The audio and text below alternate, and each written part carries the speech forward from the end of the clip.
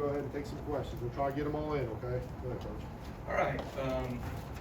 I thought reviewing back on last week's game, I didn't think we played the way the game is supposed to be played from a defensive perspective, which is, for us, playing with tremendous effort and finish, hard shoulder tackling, playing with violent hands and block destruction up front, and then certainly having an urgency to create takeaways, and we did not do that to any level of consistency. Certainly that's not acceptable, not something that any of us as coaches or players are going to accept from ourselves. I thought, when you look at the game, our keys to victory, number one, was to do our job and to do it with consistency, and when the ball declares, play with a high level of intensity and urgency, and I thought we played too much on our heels against them.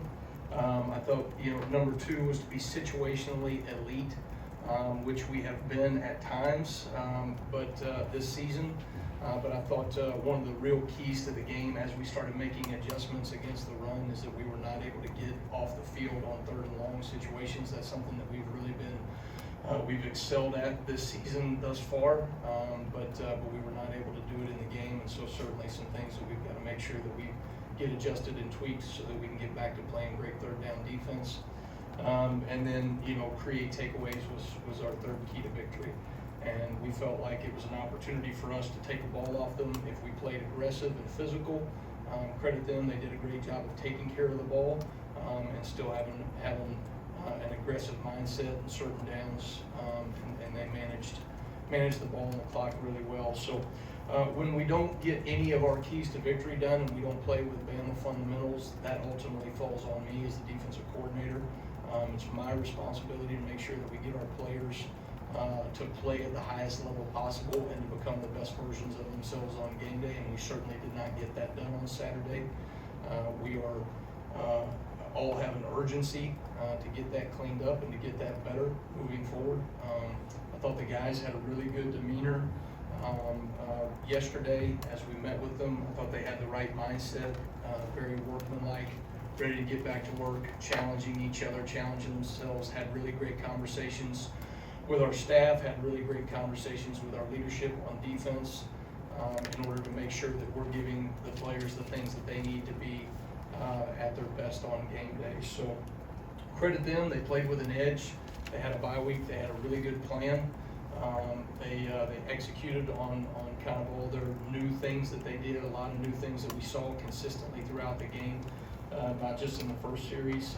Thought for us, we adjusted to some of the things they did in the run game, but we didn't do it consistently, and then obviously on third down we didn't get off the field. So really those are the two things that we feel like we've got to be focused on moving forward, becoming more consistent when we do see some of those non-traditional run pictures that the triple option presents to you, and then getting back to playing third down defense the way that we have played. So felt like, really you look at third down defense this past week and then fourth down defense in the second half against Georgia, not to the standard. So really for 6 quarters there, third and fourth down, we have not operated the level that we're capable of. Otherwise, we're looking at probably different stories in both those games. So that being said, the guys are ready to respond on Saturday.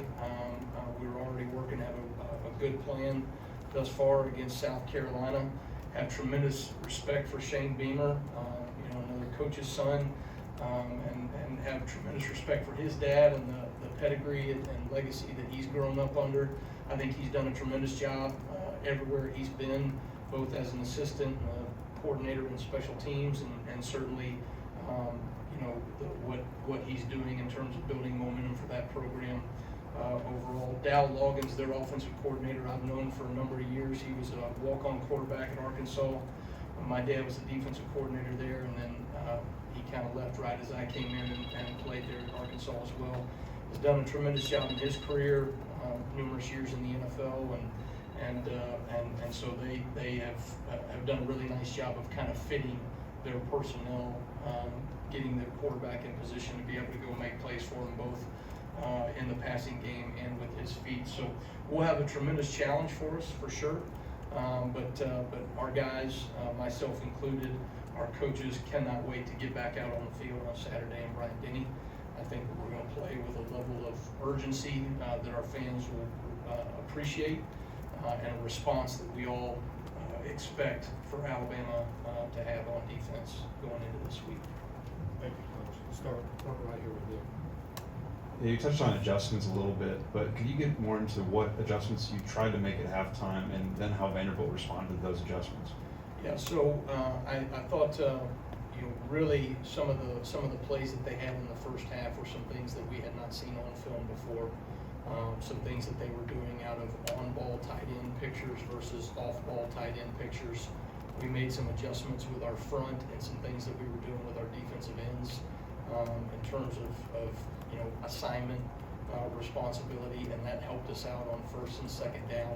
Got them to a number of third and long third down situations where we didn't execute and get off the field, and then they did a really nice job of holding some things throughout the game, and so they would throw new wrinkles in consistently throughout the game, which kept us in a constant pursuit of adjusting to what they were doing. And I thought they had a really good game plan in that regard. But because we were not able to get off the field on third down, we also gave them more opportunities to keep throwing those wrinkles on. Whereas, you could point to probably 8 to 10 different third down situations where if we just get off the field right there, we're having a very different conversation about how we played there. So, Front left, Chase. Obviously, from the press box, we can't hear what's being said on the field, but it appeared from our vantage point that Malachi refused to be substituted for in the last minute. Can you clarify whether that was the case? well, Malachi Moore, I'm not sure anybody cares more about Alabama football than Malachi. And in that moment, when emotions are running high, certainly, he's been held accountable, for some of the actions and the penalty that incurred there at the end of the game. I think Malachi's handled it really well with his teammates. We are, continuing to work to make sure that we address it the right way across the board. But I got to tell you, when we first got here, Malachi has had our back from day one as a coaching staff coming in. He's been incredibly supportive. He's been a great leader for our players, and really does things to the level and standard that we would want them to. Just in that moment, I think got a little bit emotional, and so in that moment we were going to try to settle him down just a little bit. Sometimes those situations, it's better just to let them calm at a later time. So, but again, I thought he has handled things really well since that point, and has taken the level of accountability that Coach DeBoer implemented, and has done a really good job moving forward. Go to Ryan on the back right. Coach, how do you evaluate rushing the passer through the first few games, and are you satisfied with what you're seeing so far? What are you challenging your guys to do? Yeah, I think right now we have elements to being able to sustain being a good pass rushing defense. Right now, I think we're inconsistent against some athleticism that you're going to see week in and week out from some of these quarterbacks. It's really critical that you keep quarterbacks in the pocket. It limits their ability to see windows. It limits their timing, and really kind of constricts some of these throwing lanes that quarterbacks can see.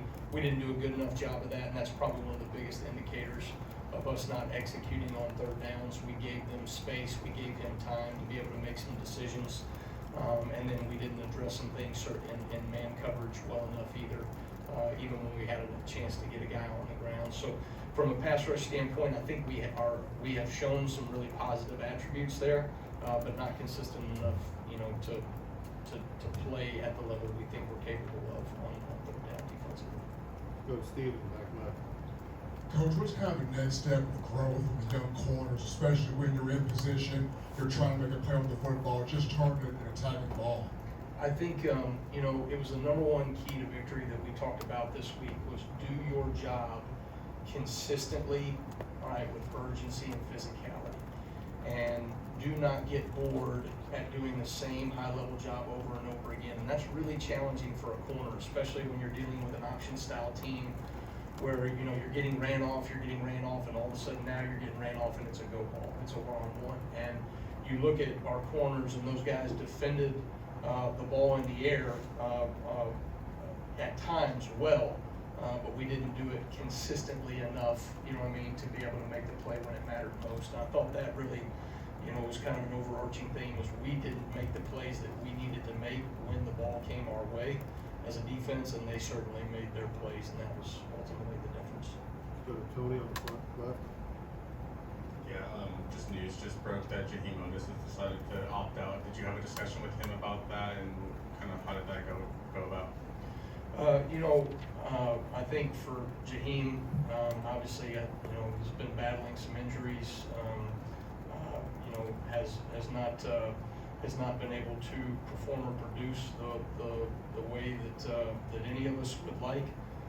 But you know, my focus is really on the players that are going to do everything they can to help us win football games, and so that's really where my focus is right now. Go to EG.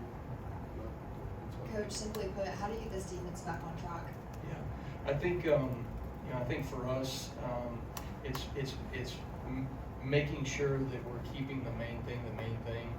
For us as a defense, there's a lot of good things that we're doing. Certainly when you deal with a triple option style offense, there's certain elements and things that you need to make sure you get cleaned up moving forward. There's certain things that we put on tape that we may see moving forward, and there's other things that, you know, or you're not going to see from a more traditional style offense. I think in times like this, it's natural for everyone to hit the panic button. And for us, I think we need to make sure that we're keeping the main thing. Are we playing with great Bama fundamentals? Are we leaning into our keys to victory on game day? And are those things showing up on tape?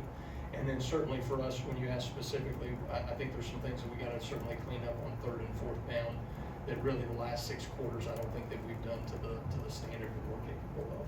So that being said, probably the only other piece to that is there's a way the game is supposed to be played from a defensive standpoint with physicality and urgency. And I thought we played a little too much on our heels last week, and certainly that's going to be the #1 thought process as we game plan this week, is getting our guys to play at a really high physical level. Go back to the left front, Colin. I know you mentioned the difference between a team like Georgia or an offense like Georgia compared to an offense like Vanderbilt. Do you find any inconsistencies in terms of fundamentals that need to be improved over the course of those 6 quarters? I think specifically when you look at it, really against Georgia, it was 4th down. You know, not getting stops on 4th down. There's some things in man coverage that we need to make sure that we're handling, and that goes across the board from the corners to the safeties to the linebacker support and man coverage. There's some things that we've got to make sure, you know, coverage is handled differently, be it off the situation, whether it's red zone, open field, but on 3rd and 4th down, those windows have to be as tight as possible. And there's some things fundamentally that we can keep working to clean up. We have shown those things.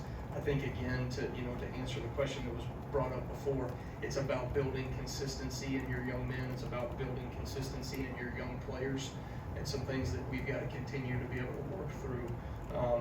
You know, I wish I had the magic genie button, you know what I mean, whatever you want to say hey, we're going to give these guys, you know, the experience they need to be able to maneuver moving forward. But sometimes you got to go through some of these hardships and some of these challenges and adversities, and then expect your coaching and those players have an urgency to get things fixed moving forward. And that's certainly what I expect from us this Saturday. All right, let's finish up with Michael right in the middle there. You talk a lot about adjustments, in-game adjustments. Can you take us through the process of how things are identified and then solved in that whole process?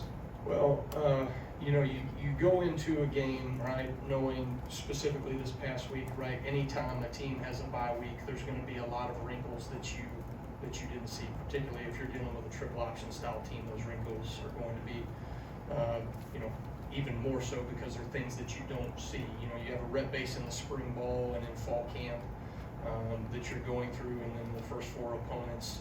That obviously when you deal with a team with this style of offense, you know, there's a lot of things that formationally you're going to see different, and then, you know, from really an angle and leverage standpoint, you're gonna see some different things as well. I thought we had a really good plan going into the game. I thought there were adjustments, you know, that as we went in, we saw that there were some things in the first half that they were doing. We waited a couple of series to make sure that we're seeing things, you know, properly, made small little tweaks and adjustments and calls.